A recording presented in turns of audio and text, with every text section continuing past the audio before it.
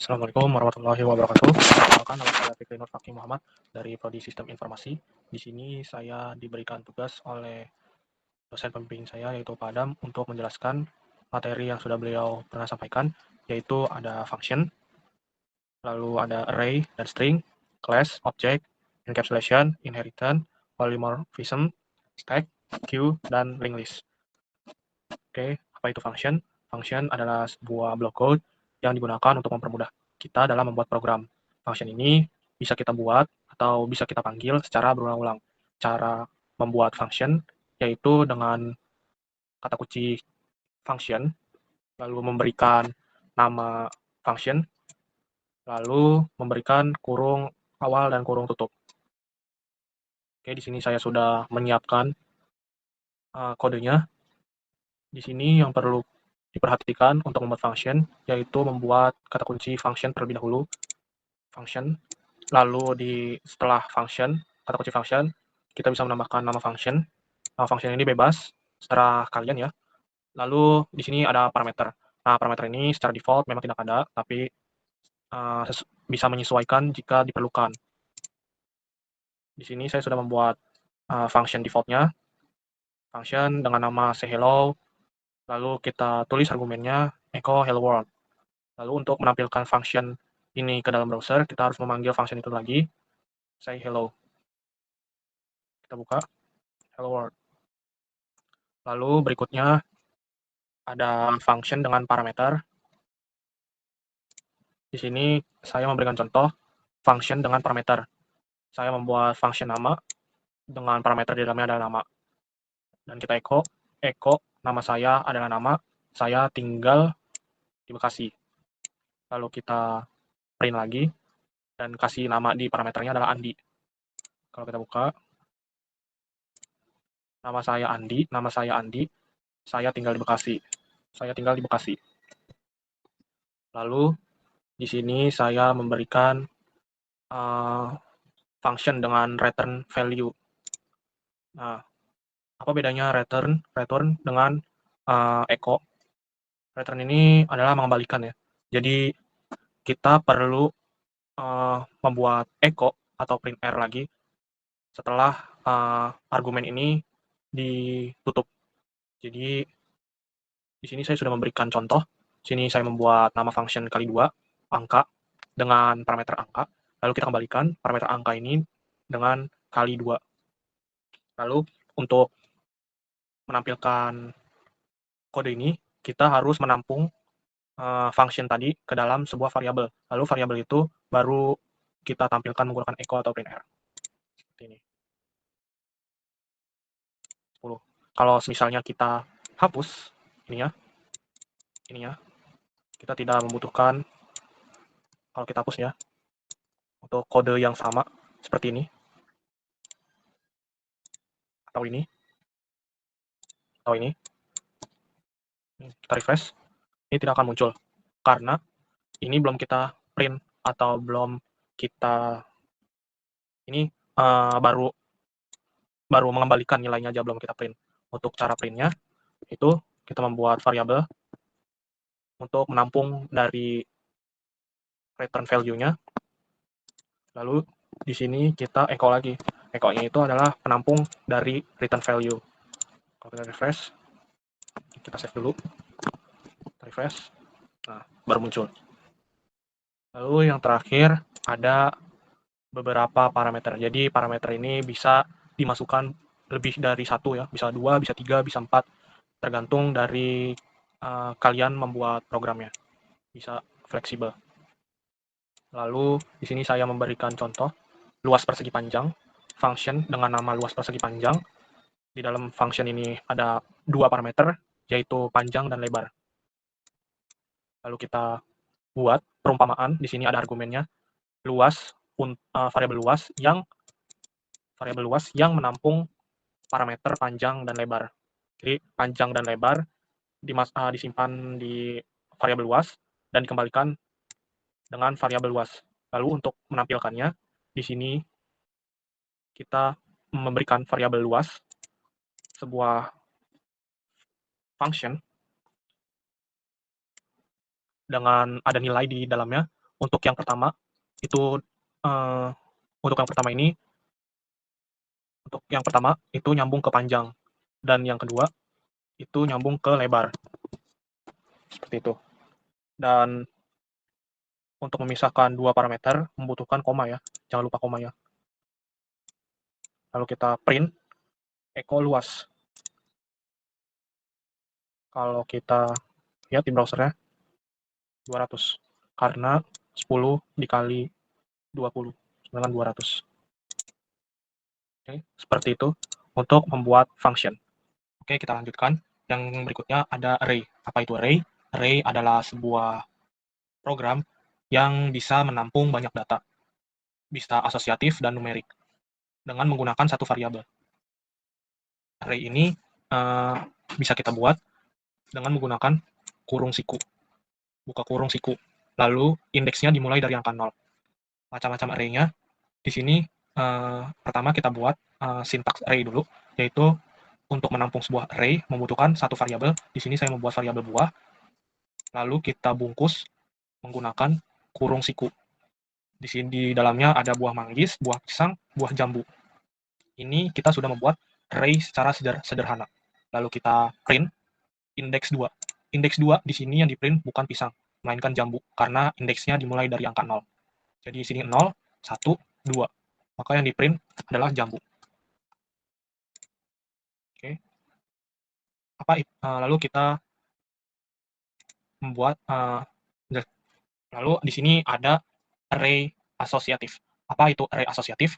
Array asosiatif di sini saya sudah buat. Jadi array asosiatif adalah array yang dimana kita bisa memanggil bukan berdasarkan indeks, tetapi berdasarkan nama. Di sini saya sudah membuatnya.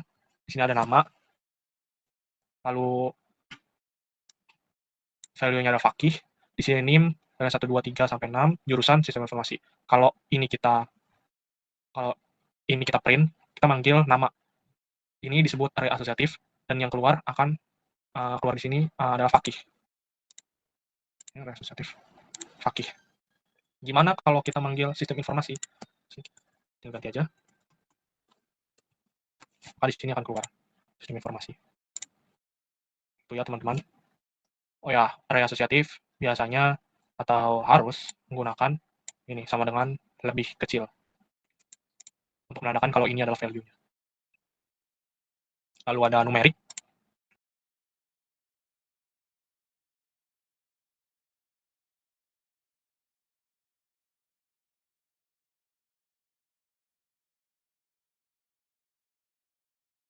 Di sini kita tulis, ini yang disebut numerik. Jadi numerik ini kita memanggil berdasarkan indeksnya. Ini indeks berapa, indeks 1. Maka hasil yang akan ditampilkan pisang. Itu ya teman-teman. Lalu ada yang namanya array 1 dimensi, 2 dimensi, atau 3 dimensi, atau bisa kita sebut multidimensi.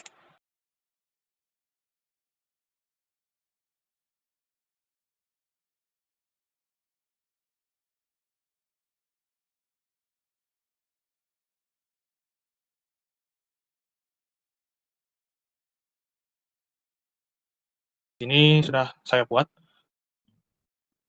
Di sini yang disebut multidimensi. Jadi ada array di dalam array.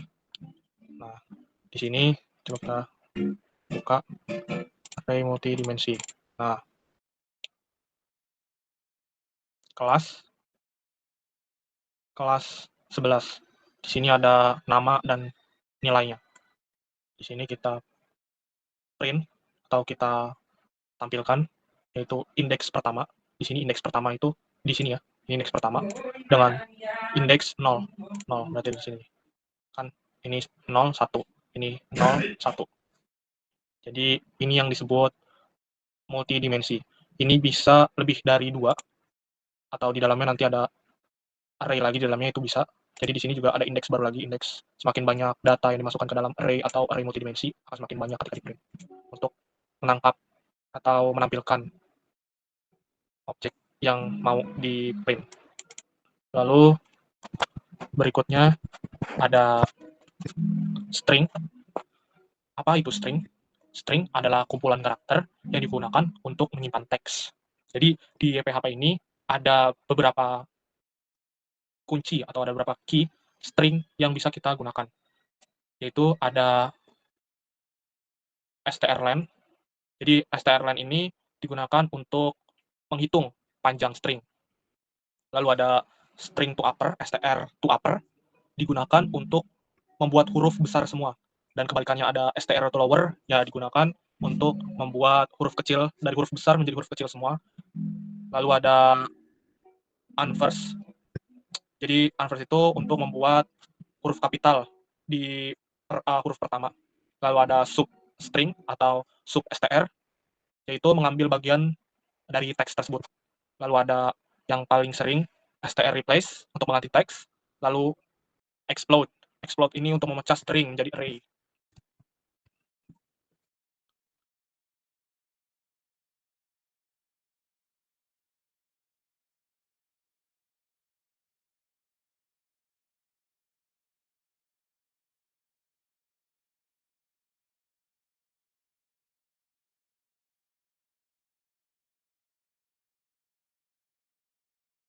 Sudah kita buat variabel untuk menampung katanya, teks. Lalu di sini kita menggunakan strlen untuk menghitung seberapa banyak karakter hello world. 13. Coba kita hitung. 1, 2, 3, 4, 5, 6, 7, 8, 9, 10, 11, 12, 13. Jadi spasi dan koma ini juga dihitung sebagai karakter, karakter string, karena dia ada di dalam kutip. Seperti itu. Lalu kita buat str to upper.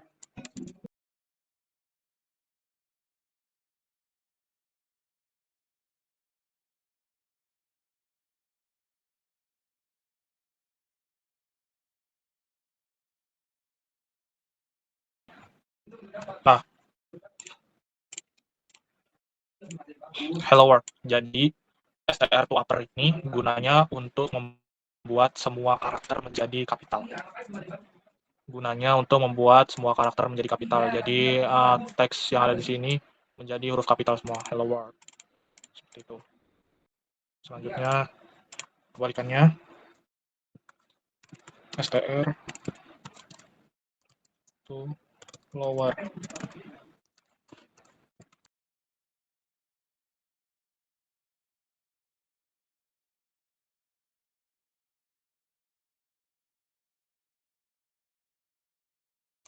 Nah,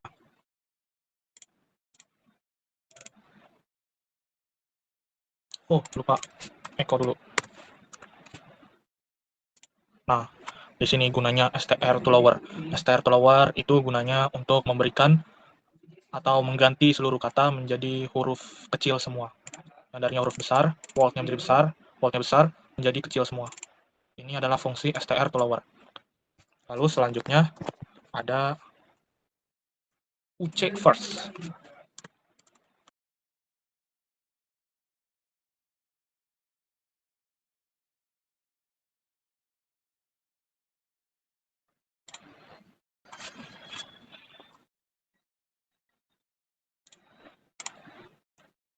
Lupa.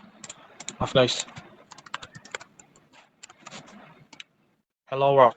Di sini H-nya kecil, di sini H-nya menjadi besar. Jadi UC first ini gunanya untuk membuat huruf kapital di awal paragraf.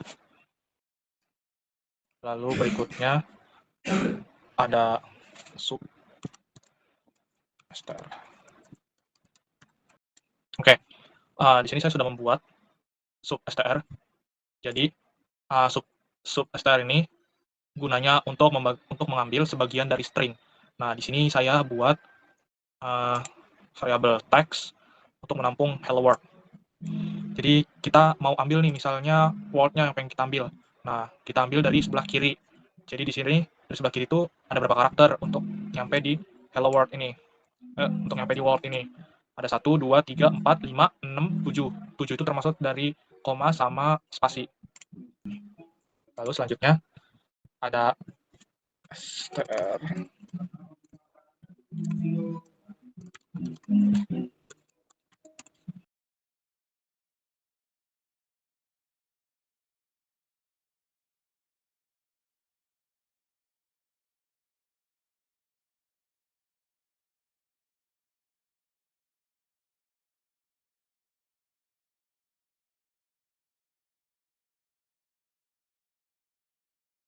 Di sini saya sudah membuat str replace.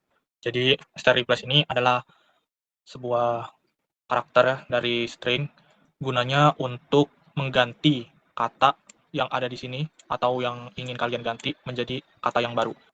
Di sini yang ingin diganti adalah belajar PHP, PHP-nya pengen saya ganti. Jadi yang pertama kita masukin dulu nih dalam parameternya kata yang ingin kita ubah, PHP. Lalu kita ubah menjadi apa? Menjadi sejarah. Jadi saya mau kalimat saya itu diubah menjadi saya suka belajar sejarah. Lalu di paling belakang subjeknya ini apa?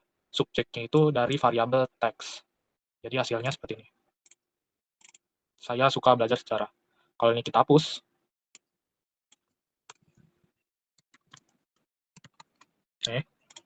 saya suka belajar PHP. Gimana supaya cepat? Kita ganti aja di sini. Nah, untuk di pemrograman kecil seperti contoh ini, memang tidak terlihat efisien ya. Cuma kalau dalam skala besar dan kalian ingin mengubah bukan hanya satu, kalian akan membutuhkan ini. str replace. Lalu yang berikutnya adalah explode.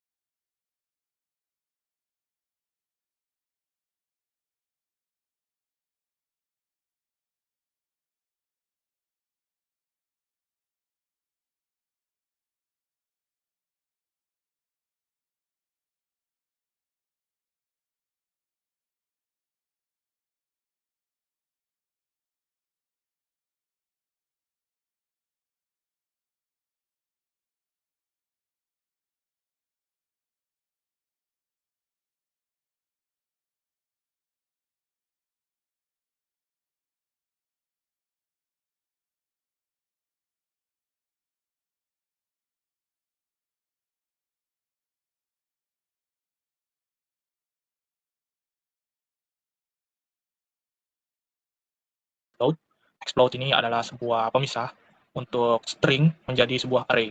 Dari sini explode ini membutuhkan separator. Separator di sini tuh ada banyak ya, ada koma, ada strip, dan lain-lain. Tapi biasanya yang sering dipakai adalah strip dan koma. Jadi di sini kita membuat sebuah string terlebih dahulu, buah. Di dalamnya ada apel, pisang, jeruk. Dan buah ini kita tampung dalam variabel, lalu memberikan function explode ini. Dalam sebuah function explode ini ada separator dan string yang ingin diubah. Lalu kita print r. Jadi print r ini khusus untuk array ya. Jadi kalau kalian pengen menampilkan sebuah array itu menggunakan print r. Oke. Kalau kita refresh ini akan menjadi seperti ini. Apel, pisang, jeruk. Apel, pisang, jeruk. Oke. Kita lanjutkan. Di sini materi selanjutnya adalah class dan object. Apa itu class? Class adalah sebuah template atau blueprint atau penampung dari sebuah objek. Jadi class ini di dalamnya berisi sebuah metode dan properti. Untuk membuat class, yang pertama kita kasih kata kunci class, lalu nama class, lalu di dalamnya ada sebuah properti dan metode. Argumennya itu ada properti dan metode. Lalu apa itu objek? Objek adalah sebuah instance dari sebuah class. Lalu objek ini bisa banyak dalam satu class. Untuk membuat objek, kita hanya perlu menambahkan new. Di dalam sebuah kelas ini ada properties dan method. Oh, yang sudah saya buat ini adalah contoh kelas. Kelas juga bisa berdiri seperti ini. Seperti ini kita sudah membuat kelas secara sederhana.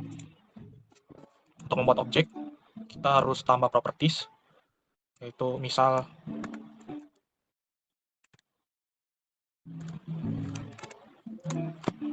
ini sudah membuat objek, satu objek. Kalau kita ingin menambahkan objek lagi, kita bisa menambahkan properties lagi, misal B.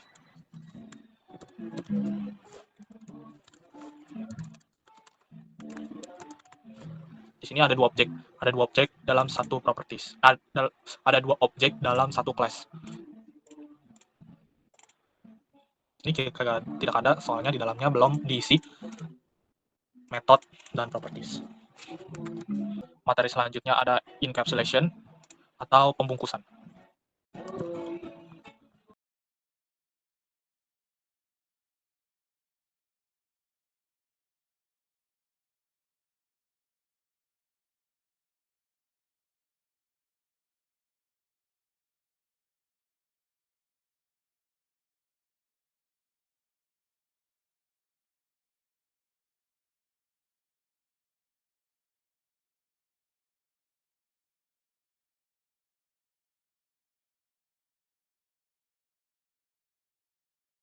Di sini saya sudah membuat nama kelas siswa.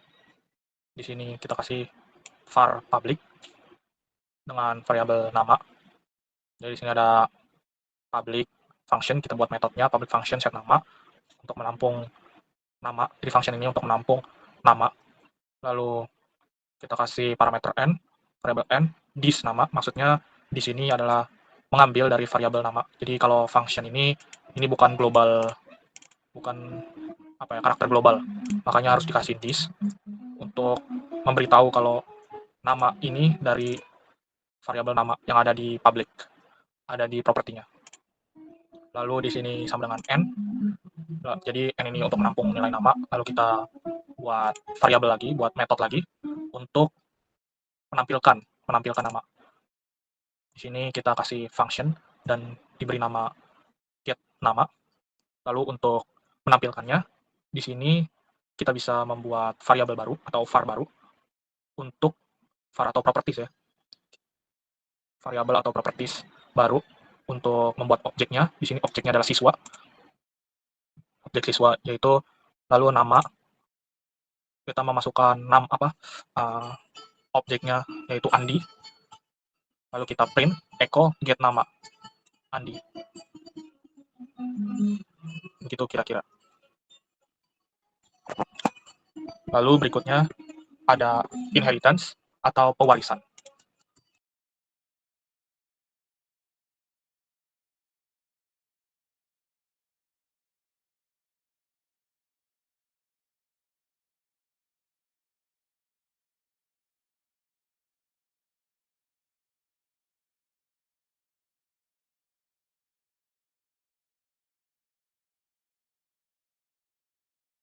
Di sini saya sudah membuat inheritance. Inheritance di sini didefinisikan sebagai extents. Jadi pewarisan, inheritance atau pewarisan itu bisa kita panggil dengan memberikan kata kunci extends. Jadi sistem dari pewarisan ini seluruh argumen yang ada di induk akan sama persis dengan yang ada di anaknya. Jadi jika programnya jalan, program akan mengecek dulu yang di bawah ini. Di bawah ini ada program nggak? Kalau nggak ada, langsung ke induknya. Defaultnya itu ke induknya. Seperti itu. Di sini saya punya class namanya kendaraan, public, roda mempunyai nilai 2, yaitu terus lalu di sini kita menambahkan metode info, lalu langsung kita tulis this roda untuk menambahkan nilai roda, untuk mengambil properti roda. Lalu di sini kita buat class motor yang mendapatkan warisan dari kendaraan.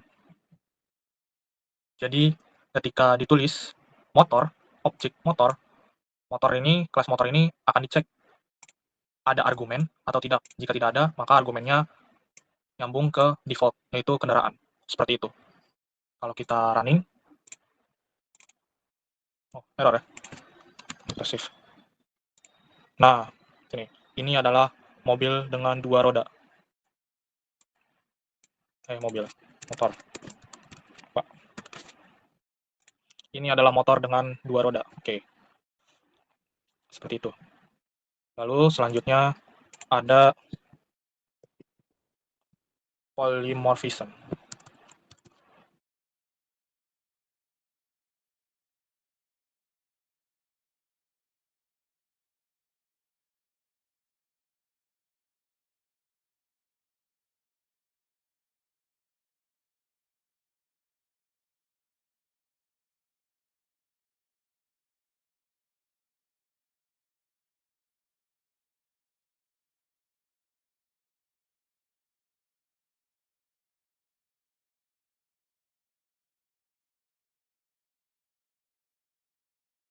sini saya punya class hewan, lalu di sini saya punya metode suara, ini suara umum hewan, lalu di sini polymorphism-nya adalah kucing.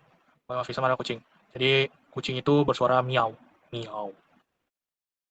Nah, di sini kita kasih metode public function suara.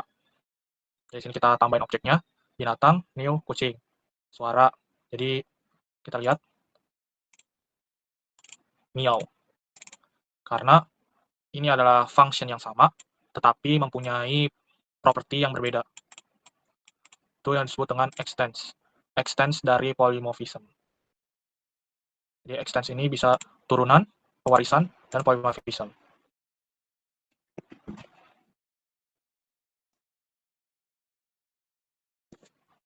Atau bisa dibilang polymorphism adalah sebuah metode yang sama, tetapi isinya berbeda. Seperti itu. Dengan menambahkan extends ini. Yang berikutnya ada stack. Stack adalah struktur data LIFO, maksudnya yaitu list in first out. Operasi umum dari stack ini ada 3, yaitu push. Push ini untuk menambahkan stack ke atas. Lalu ada pop, array pop. Di sini array pop berguna untuk menghapus data dari stack. Lalu ketiga ada pick. Pick itu untuk melihat data yang paling atas. Di sini sudah saya buat untuk stack. Di sini ada variabel hari yang menampung array. Jadi di sini karena array-nya kosong, untuk masukin array yang kosong itu kita pakai array push. Array push di sini ada dua parameter ya, yaitu pertama parameter untuk variabel yang dituju, dan kedua untuk value yang ingin ditambahkan. Di sini ada array hari, lalu ada value Senin. Jadi value Senin ini dimasukkan ke dalam array hari ini. Hari Senin, lalu Selasa, lalu Rabu. Kalau kita print semua, print R atau pick, kita save, ini yang akan keluar adalah Senin, Selasa, Rabu. Tapi karena kita pop yang paling terakhir, yaitu hari Rabu, maka data yang paling belakang, yaitu hari Rabu, akan di-pop atau dihapus. Diganti dengan Senin, Selasa saja. Seperti itu untuk penjelasan stack. Lalu berikutnya ada queue atau antrian. Queue adalah struktur data FIFO atau first in first out. Yang tadi yang stack ini last in first out. Kalau queue ini first in first out. Data yang masuk duluan keluar terlebih dahulu. Untuk operasi umumnya ada enqueue, menambahkan data dari belakang. Lalu ada dequeue, menghapus data dari depan antrian.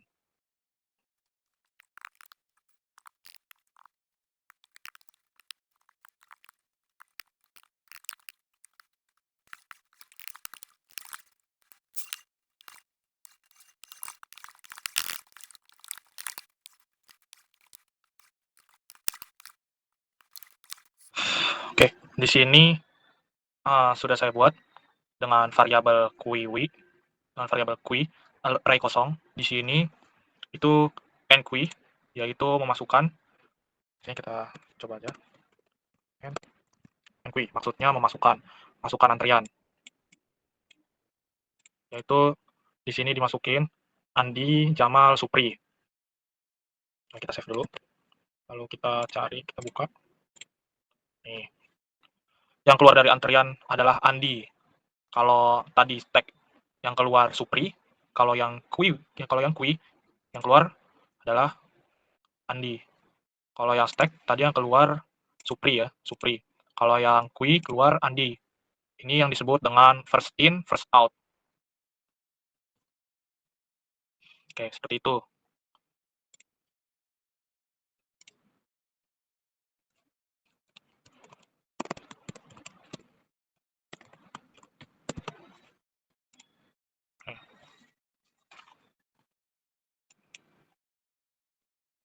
Lalu materi yang terakhir ada linked list.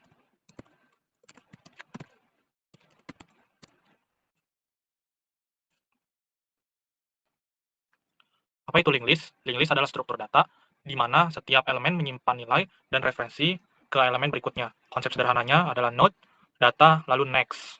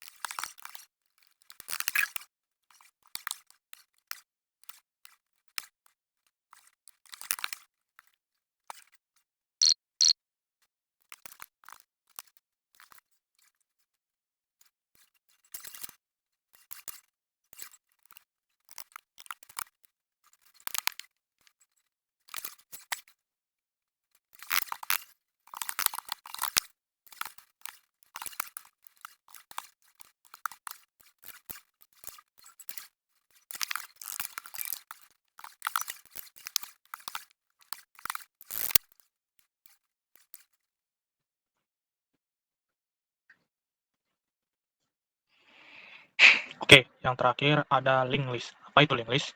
Linked list ini untuk mengakses datanya adalah pointer base. Jadi urutan masuk dan keluarnya itu berbeda dengan queue dan stack. Linked list ini berdasarkan node, seberapa banyak node-nya. Terus linked list ini cocok digunakan ketika datanya dinamis atau tidak tahu jumlah data yang tepat. Seperti ini. Class node, public data, public next. Lalu public function-nya construct data. Lalu di sini kita panggil lagi data dan next. Lalu di sini buat kelas lagi linked list, public head sama dengan 0. Public function, metodenya tambah, terus parameternya dari data. Terus kita buat objek. Sini ada node dari data jika head ini bernilai 0 dan jika ini bernilai 0 maka ini ditambah ke disk. Lalu selanjutnya atau current disk, current lalu diulang, lalu public tampil. Nah, di sini kita buat tambahannya di sini ada Senin, Selasa, Rabu tampil. Oke, segitu saja materi yang bisa saya sampaikan. Kesimpulannya, function memiliki 4 metode, yaitu tanpa parameter atau default, ini yang tanpa parameter, lalu dengan parameter,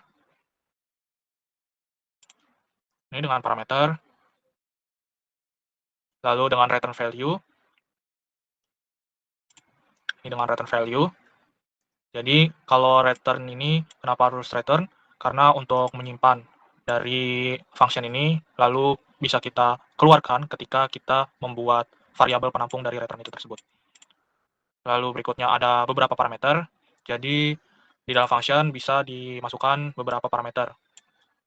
Lalu ada array. Array ini adalah sebuah variabel yang bisa menampung banyak data. Array ini cocok untuk menyimpan data yang banyak agar memorinya sedikit yang lebih untuk dikeluarkan. Lalu array juga ada dua, array asosiatif, yaitu array yang dipanggil dari key-nya, dan array numerik, yaitu array default yang dipanggil berdasarkan indeksnya. Jadi indeks array itu dimulai dari angka 0, 1, 2, 3, 4, dan seterusnya. Lalu ada multidimensi array. Multidimensi. Jadi array multidimensi ini ada satu array di dalam array lagi. Tergantung banyak data yang dimasukkan ke dalam array. Array multidimensi ini bisa lebih dari 2 array, bisa 3 array, bisa 4, 5, atau yang lain. Semakin banyak array multidimensi, semakin kompleks juga cara memanggilnya. Lalu berikutnya ada string. String ini ada string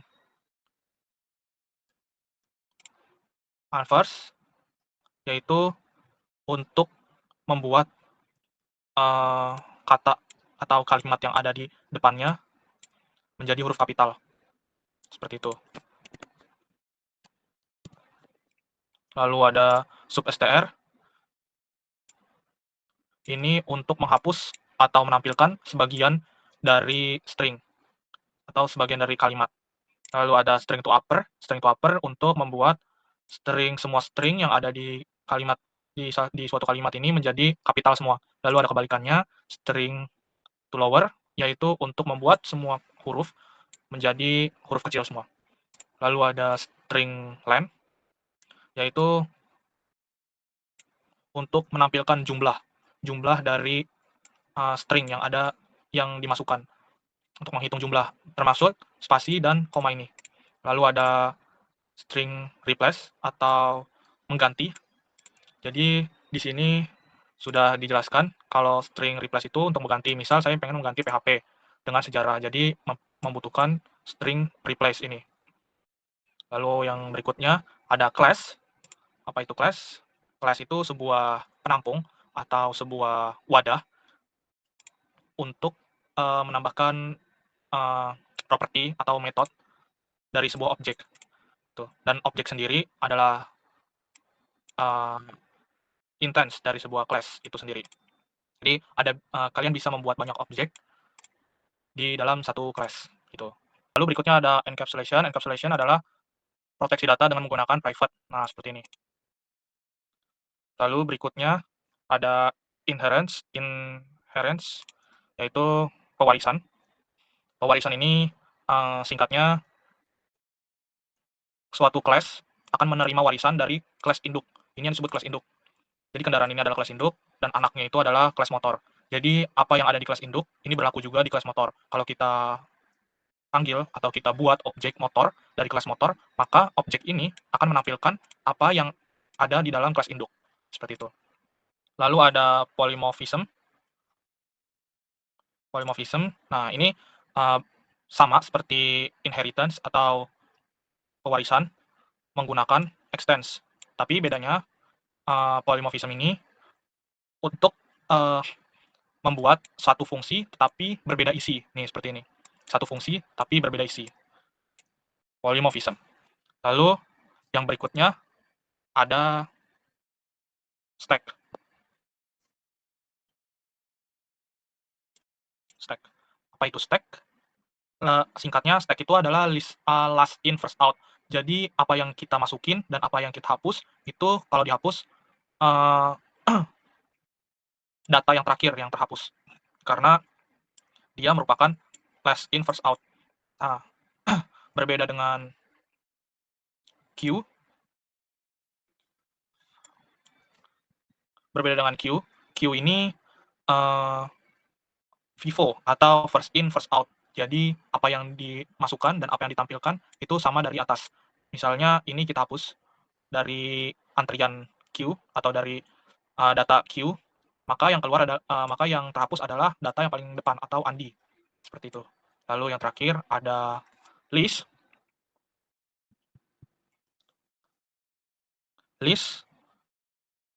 Linked list. Linked list itu garis besarnya adalah struktur data yang dimana setiap elemen menyimpan nilai dan referensi ke elemen berikutnya. Seperti itu. Untuk penggunaan linked list di sini seperti data yang dinamis atau data yang tidak tahu jumlah data yang tepat, data yang tetapnya. Oke, seperti itu kira-kira penjelasan yang bisa saya sampaikan. Kurang lebihnya mohon maaf. Assalamualaikum warahmatullahi wabarakatuh.